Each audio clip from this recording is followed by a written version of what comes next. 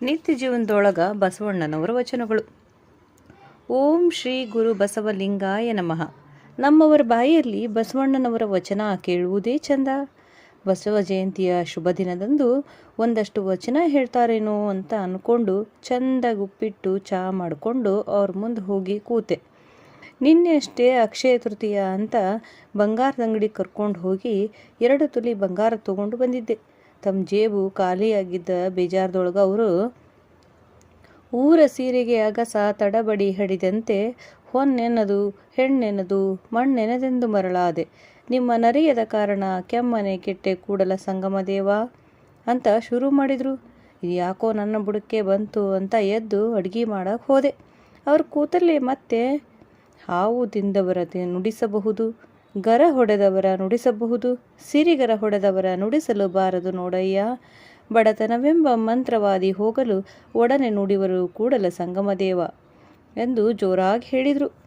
ಪಕ್ಕದ ಮನೆ ರಾಧಕ್ಕ, ಇವತ್ತು ಬಸವ ಜಯಂತಿಗೆ ಹೋಳಿಗೆ ಶಿಕರಣಿ ಮಾಡೋದೇನ್ರಿ ಕೊರ ಅಂತ ನನ್ನ ಕೇಳ್ಕೋತ ಸೀದಾ ಅಡುಗೆ ಮನೆಗೆ ಬಂದರು.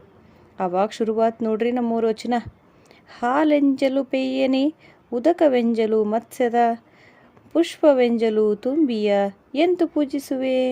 ಈ ಎಂಜಲವನ ತಿಳ್ಕಳವಡೆ ಎನ್ನಳವಲ್ಲ ಬಂದುದ ಕೈಕೋ ಕೂಡಲ ಸಂಗಮ ದೇವ. ಇದರ ಅರ್ಥ ಆಗದ ರಾಧಕ್ನವರು ಪಾರಿ ಮಗಳ ವಿಷಯ, ಅವಳು ಹೋದ ತಿಂಗಳು ಯಾರ್ದೋ ಜೊತೆ ಹೋದವಳು ಇವತ್ತು ಬಂದಿದ್ದಾಳ ಅಂತ ಸುದ್ದಿ ತೆಗೆದ್ರು. ಅವ್ರ ಮಾತು ಮುಗಿಯೋ ಮುಂಚೆನೇ ವರಾಂಡದಿಂದ ಮತ್ತೊಂದು ವಚನ ಬಂತು.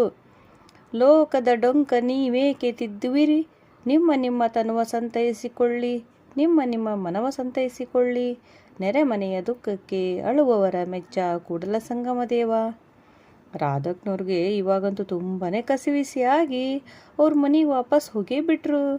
ಏನ್ರಿ ನೀವು ಬಂದವ್ರಿಗೆ ಹೀಗೆಲ್ಲ ಮಾತಾಡ್ತೀರಿ ಎಂದಿದ್ದಕ್ಕೆ, ತನ್ನಿಚ್ಛೆಯ ನುಡಿದರೆ ನಚ್ಚುವುದೀ ಮನವು, ಇದರಿಚ್ಛೆಯ ನುಡಿದರೆ ಮೆಚ್ಚದೀ ಮನವು. ಕೂಡಲ ಸಂಗನ ಶರಣರ ನಚ್ಚದ ಮನವು ಕೀಚಿನೊಳಗಿಕ್ಕುವೆ ಅಂತ ಅಂದ್ಕೊಂಡು ಅಲ್ಲಿಂದ ಎದ್ದು ಸೀದಾ ಗಾರ್ಡನ್ ಕಡೆ ಹೋದರು. ನನಗೆ ಯಾಕೋ ಅವ್ರ ಮಾತು ಬೇಜಾರಾಗಿ ಹಿಂದೆನೇ ಹೋಗಿ ಮತ್ತೆ ಅವ್ರ ಹತ್ರ, ಬಂದವ್ರ ಮುಂದೆ ಹೀಗೆಲ್ಲ ಯಾಕೆ ಮಾಡ್ತೀರಿ ಎಂದಿದ್ದಕ್ಕೆ ಅವ್ರ ಬಾಯಿಂದ ಬಂದದ್ದು ಅಂದ. ಅತ್ತಲಿತ್ತಲು ಹೋಗದಂತೆ ಹೆಳವನ ಮಾಡಯ್ಯ ತಂದೆ, ಸುತ್ತಿ ಸುಳಿದು ನೋಡದಂತೆ ಅಂದಕನ ಮಾಡಯ್ಯ ತಂದೆ, ಮತ್ತೊಂದು ಕೇಳದಂತೆ ಕಿಬಿಡನ ಮಾಡಯ್ಯ ತಂದೆ, ನಿಮ್ಮ ಶರಣರ ಪಾದವಲ್ಲದೆ ಅನ್ಯ ವಿಷಯ ಕೆಳಸದಂತೆ ಇರಿಸು ಕೂಡಲ ಸಂಗಮ ದೇವ.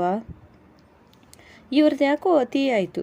ನಾನು ಏನು ಮಾತಾಡಿದ್ರು ಇವ್ರು ಇವತ್ತು ವಚನದಲ್ಲೇ ಉತ್ತರಿಸ್ತಾ ಇದ್ರ ಅಂತ ನಾನು ಸುಮ್ಮನಾಗಿ ಗುಡಿಗೆ ಹೋಗೋಕೆ ರೆಡಿ ಆಗ್ತಾ ಇವರಿಗೂ ಹೊರಡೋಣ ಬರ್ರಿ ಎಂದೆ. ಕಲ್ಲ ನಾಗರ ಕಂಡರೆ ಹಾರನೆರೆ ಎಂಬರು, ದಿಟದ ನಾಗರ ಕಂಡರೆ ಕೊಲ್ಲೆಂಬರಯ್ಯ. ಉಂಬ ಜಂಗಮ ಬಂದರೆ ನಡೆಯೆಂಬರು, ಉಣ್ಣದ ಲಿಂಗಕ್ಕೆ ಬೋನವ ಹಿಡಿಯೆಂಬರಯ್ಯ. ನಮ್ಮ ಕೂಡಲ ಸಂಗನ ಶರಣರ ಕಂಡು ದಾಸೀನವ ಮಾಡಿದರೆ ಕಲ್ಲು ತಾಗಿದ ಮಿಟ್ಟಿಯಂತಪ್ಪರಯ್ಯ ಅಂತ ಮತ್ತೊಂದು ವಚನ ಹೇಳಿದರು. ಶುರುವಾಯಿತು ಇವ್ರು ಬಂದು ಹಾಗೆ ಅಂತ ನಾನೊಬ್ಬಳೇ ಹೋಗೋದು ಅಂತ ರೆಡಿಯಾದೆ.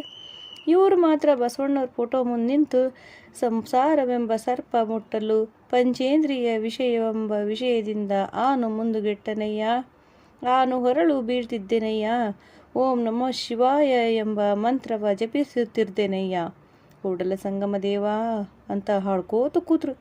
ಇವತ್ತ್ಯಾಕೋ ದಿನಾನೇ ಸರಿ ಹೋಗ್ತಾ ಇಲ್ಲ.